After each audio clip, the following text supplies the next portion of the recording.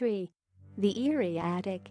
Before Reddit.com user DigsDaws got down to recounting their scariest of ghost stories about living in a place that was obviously teeming with honest-to-goodness members of the spiritual world, they pointed out the irony of ghost stories that begin with the phrase, "I don't believe in ghosts, but, after all," no matter how a ghost story begins, it always hinges on the notion that, come on, of course, we believe in ghosts. A few years ago, I moved into a one-bedroom apartment in Melbourne, Australia, they went on to recall.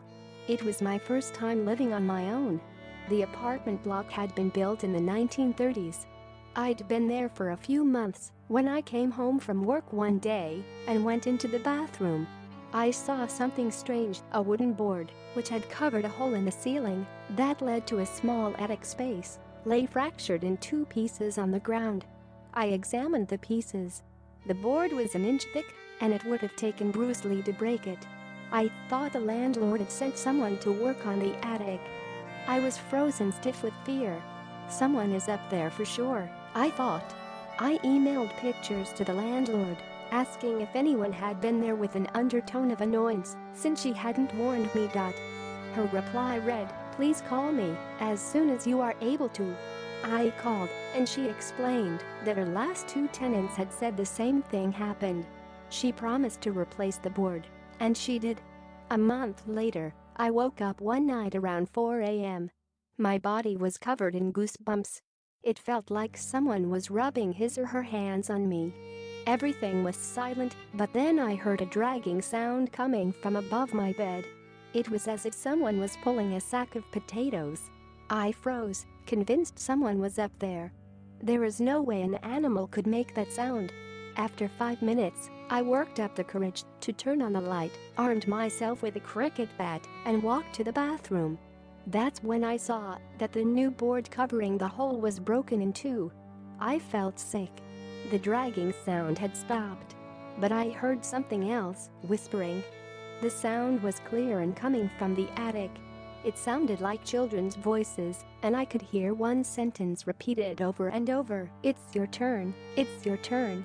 I switched on every light in the apartment to make things feel normal. It was 5 a.m. and dark outside. I watched TV to try to unwind. Then a fuse blew. My pet budgie, Dexter, whom I kept in the kitchen, usually never made a sound at night, but he started squawking like he was being strangled. I'd never heard him make those sorts of noises. He was screaming. I grabbed my car keys, ran out, sat in my car, and waited there until the sun came up. When I saw people walking their dogs, this comforted me enough to go back in. The front door was open, but I figured I might have forgotten to close it when I ran out. I went to the kitchen to check on Dexter, but he wasn't in his cage. I felt sick again. All my windows were closed, so I looked everywhere inside. When I walked to the bathroom, I heard splashing. Dexter was half drowned in the toilet. I took him out, washed him, and dried him. I was so confused.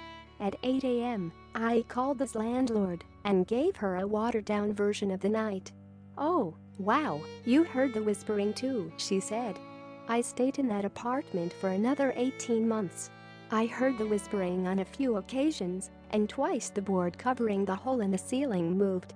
Although I live elsewhere now, the landlord recently called. She said that her new tenants had begged to speak with me about some of the stuff that's been going on there. Forget it, it's their problem now. Now that you're thoroughly spooked, browse these Halloween quotes for more scares.